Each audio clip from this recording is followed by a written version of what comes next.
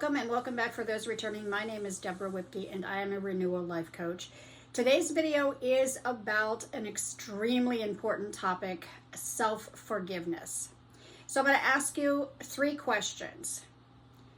Does it help you in your life to not forgive yourself? Is it being productive for you? Does it give you good results to hold on to not forgiving yourself for things? And when is enough going to be enough for you? Those are the questions. When we hold on to things that we feel that we have done wrong, either done wrong to others or misstepped in our own lives, we are staying stuck. We are staying stuck in whatever that story is. And that's not allowing us to move forward. I worked on the National Suicide Hotlines for 18 months a few years ago. And what I learned just so profoundly from working on those lines is that the amount of people who called in that were holding on to painful things in their lives that they felt that they had done for 20, 30, 40 plus years. That means you're constantly looking in the rearview mirror of your life. You're not focused forward on what's ahead of you. You're not focused forward on what you want to be creating in your life. You're just focused on what's behind you. And like I said, it keeps you stuck. You cannot move. I believe that we all build our own cages that we then occupy. And so a cage of not forgiving ourselves for things that we feel that we have done wrong. And for most of us, if you have not committed a catastrophic misdeed to someone else, then they're incredibly small things that we have done. We've hurt others' feelings. We've made a mistake and not done something that we needed to do that maybe caused issues for others and caused issues for ourselves. But at the end of the day, and even if it's something such as a car accident, if it was a true accident, then you need to forgive yourself because it was a true accident. You didn't walk out the door that day and say to yourself, I think I'm going to cause an accident today and possibly harm someone else. I understand that it's difficult to look at those things, but I also understand how important it is if you want to get out of that cage that you've put yourself in. If you want to start to learn to truly accept yourself, and that means offering yourself grace. We offer others grace all the time.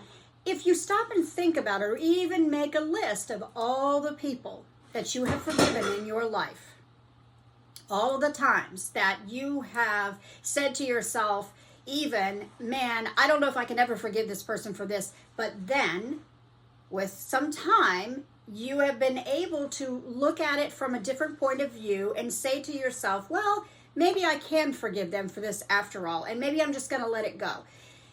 I'm sure that pretty much everybody out there knows the saying that if it's about another person, if you are not forgiving someone else, and you're holding in all of that anger and all of that pain and all of that, those torturous feelings, that it's like drinking poison and expecting the other person to drop over dead.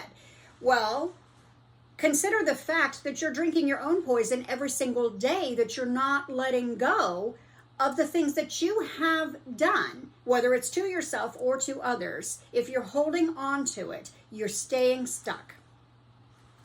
And you are not learning to accept yourself for the flaws that we all have. The fact of the matter is we are all living a human experience. And as we're all living this human experience, it's screwed up sometimes, screwed up a lot of times. And we do stuff all the time, or we say things inadvertently that causes someone else discomfort or pain or whatever, but it is not like we set out to do those things. And even if we have harmed, as I said, harmed someone inadvertently, we did not set out to do that. And if you did not set out to consciously cause someone else pain, why can you not forgive yourself for that? Why can you not say, I did not consciously do this, I would have never wanted to cause this pain, and so I'm going to let myself off the hook, and I'm going to start learning to forgive myself. And I will tell you that until you do that, you're not ever going to truly be able to completely heal and move forward in your life. You will stay stuck in that cage, and it causes a lot of issues.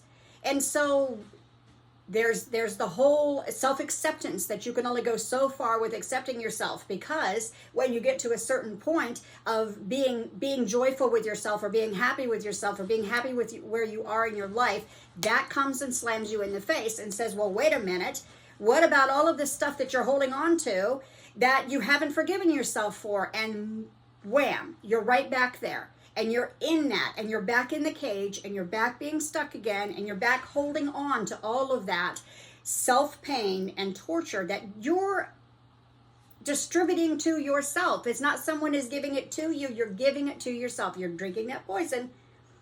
You're drinking that poison on a daily basis by not healing and accepting that mistakes happen. We all do things that we regret. But those regrets can be forgiven, and you can move forward with your life. So that's what today's video is about. It's shorter than some of the other videos that I've made. But this right now, as I'm making this video, is December of 2024. So we are rapidly moving into 2025. So the next few videos that I make are going to be about a fresh start. What if you started 2025 with a clean slate, as clean a slate as you could possibly create in the last few days? Now, if you're watching this video and it's already 2025 or 2026 or whenever, forgiveness, of course, and self-reflection to self-forgiveness is such an incredibly important thing. If you are on a path of spiritual awakening or any other, kind of awakening, you certainly are needing to self-reflect. And so self-forgiveness is absolutely just number one. You have to be able to learn to forgive yourself before you can move forward in your life. And then also eventually to move that on to bigger things, maybe even bigger forgivenesses of others that you really feel those things were unforgivable. Maybe at that point they aren't as unforgivable as they used to be. So I hope you enjoyed this video. Please share it, give it a thumbs up if you liked it, leave me a comment, and I will see you later. Thank you.